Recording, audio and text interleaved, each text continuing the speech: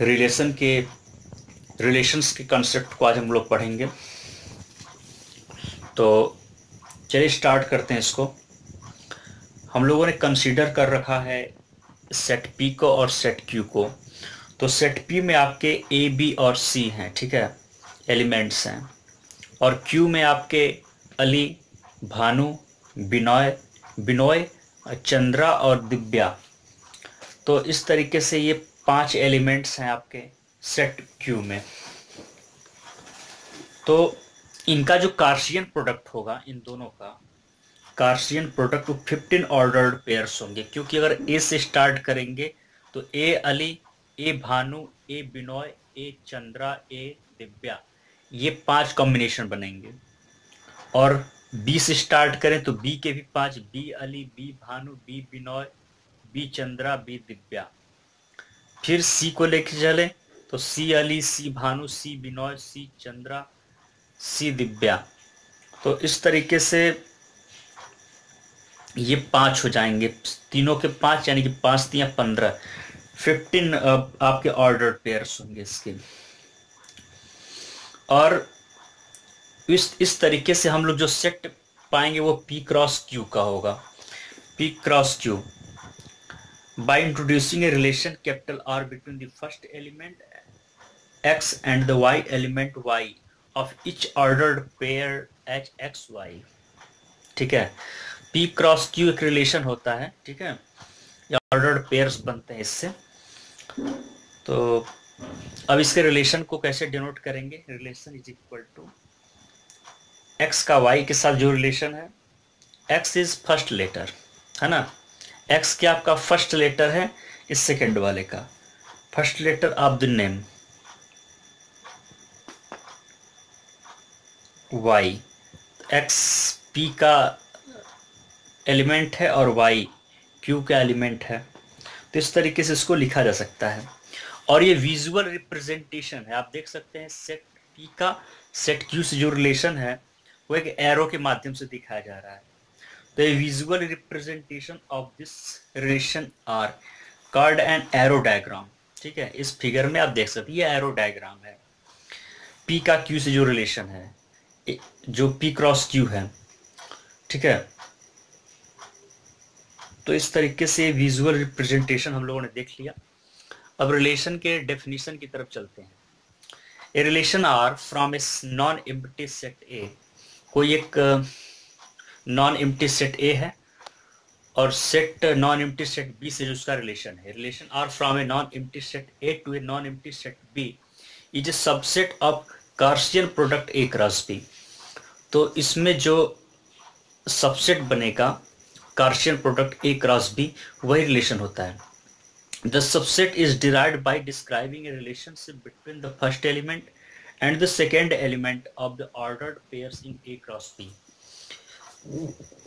The second element is called the image of the first element. तो यहाँ पे ये जो आपको देख रहे हैं इसमें डायग्राम में Q, ये जो है ये इमेज होता है, ठीक है, ये इसका इमेज होता है। इस वाले का इमेज यहाँ पे जा रहा है, इसलिए इसको क्या बोलते हैं, इमेज, ठीक है। तो और ये डोमेन होता है, ठीक है। तो डेफिनेशन 3 की तरफ चलते हैं। The set of all first elements of the ordered pairs in a relation R from a set A to a set B is called the domain of the relation R. तो ये जो आपका सभी जो फर्स्ट एलिमेंट्स होते हैं ordered pairs के, from a set A to set B is called the domain of relation are.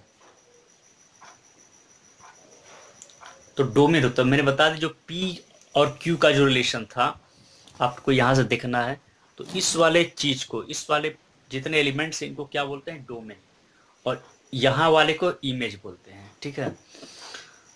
और डेफिनेशन 3 की तरफ चलें, डेफिनेशन 4 की तरफ।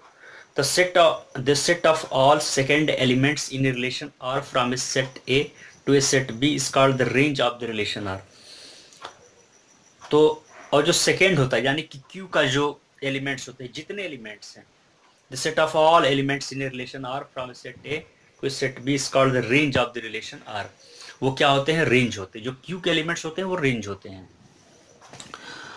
और एक आपका नोट करने वाली बात है आगे, the whole set capital B is called the codomain of the relation R. मतलब कि उसमें और जो एलिमेंट्स बचे कुचे उनको इंक्लूड करके क्यू वाले के सभी एलिमेंट्स को जो कलेक्शन होता है उसको हम लोग को डोमेन बोलते हैं। इसीलिए को डोमेन में रेंज भी आ जाता है, यानी कि को डोमेन में हो सकता है कि कुछ इमेज ना भी मिले आपके पी का, तो वो उनको भी आप को डोमेन में आ जाता है। तो रेंज में क्या होता है कि रेंज जो है इन्हीं को डोमेन्स में से होता है। ठीक है, जैसे देख लें यहाँ पर अली, भानु, बिनोय, चंद्रा, दिव्या। दिव्या इसमें नहीं है, इसमें इसका इनमें से किसी का इमेज दिव्या की तरफ नहीं जा रहा है, फिर भी ये कोडोमेन में है। तो इसका मतलब ये हुआ कि ये चारों जो है रेंज है, तो ये इसका सबसेट होगा। ठीक है, इसीलिए range is the subset of codomain. तो चलिए यहाँ से हम लोगों ने इस टॉपिक को पूरा कर दिया। अब इससे कुछ क्वेश्चंस को देख लेते हैं, और पहले इसके एक रिमार्क्स को देख लेते हैं। रिमार्क्स देखिए, पहला रिमार्क्स ये है इसका कि a relation may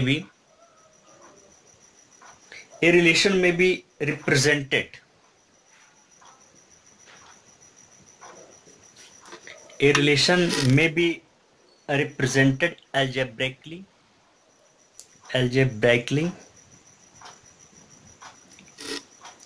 either by the relation either